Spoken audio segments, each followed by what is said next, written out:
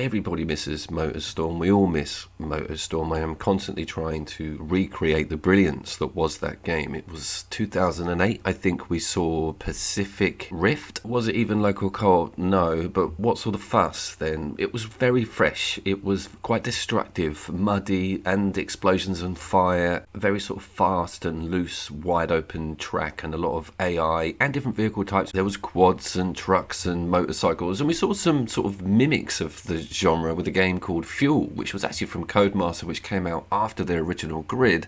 So it was an interesting time for the industry.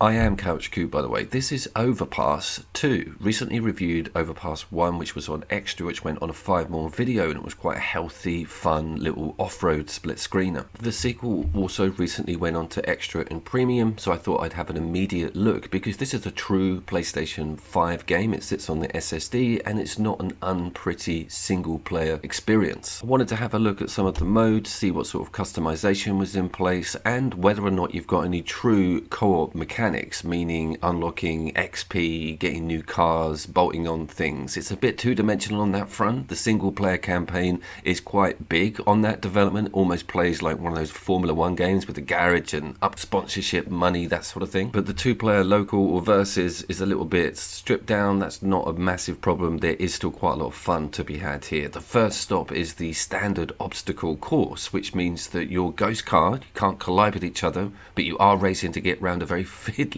and annoying course, and of course comedy normally ensues. I am on the left hand side for the majority of this video, and I had this thing. This is Lewis, by the way. Sean, if you're watching, you very kindly helped me with the original of this, and it was just as much fun.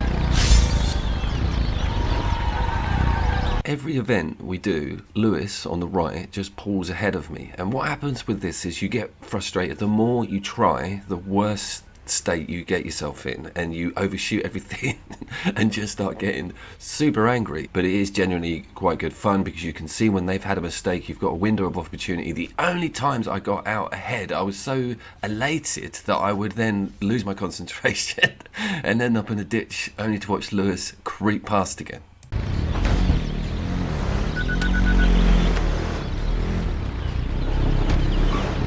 Having the ghost car set up, meaning you can't collide or block each other, is cool, but it does take away some of that competitive shoving off the track area. But you can really get down to concentrating, nothing's in your way, everything is your own fault. I think that's probably one of the areas that concerned me.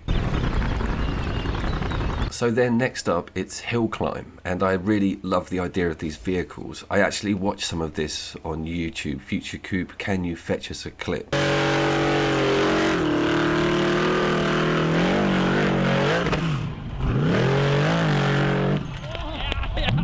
It is one of the craziest motorsports in the world, and doing this head-to-head with someone, as mentioned before, is hilarious, because again, the more frustrated you get, the more likely you are to make a huge mistake. But again, we are still ghost card. There is no AI on the track, and if you remember that original piece of footage, there were loads of cars hurtling around with me on a closed circuit. So we have got that coming up, but I just want to find out if there's anything juicy in some of these direct PvP modes.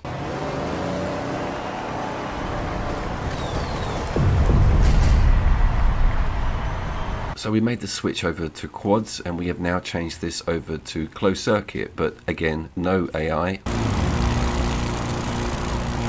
We do, however, have some contact, so we can muck around with each other's game, basically getting around this track as fast as we can ahead of the other singular opponent. Not exactly white knuckle stuff, but still looks very good. Remember, this game is running at 1080 and at 60 frames per second with the split on, which is pretty amazing.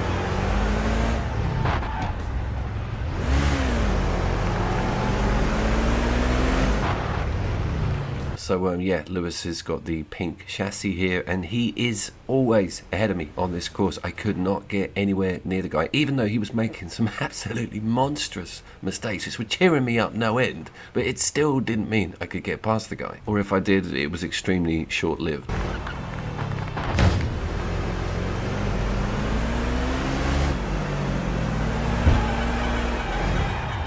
So there is fun here, you just have to dig for it a little bit, and I think it's probably more applicable to people who really do enjoy that split screen racing and some other quite more interesting modes, including the obstacle and that hill climb. There's a game called Monster Jam Steel Titans, of all things, that I came across by chance that is also sitting on Extra, and I reviewed in full on one of my 5 more videos. I will link in the description and annotate. This is one of the closest MotorStorm clones I've ever come across, and you can try it out for next to nothing on that subscription service. I thoroughly recommend a look.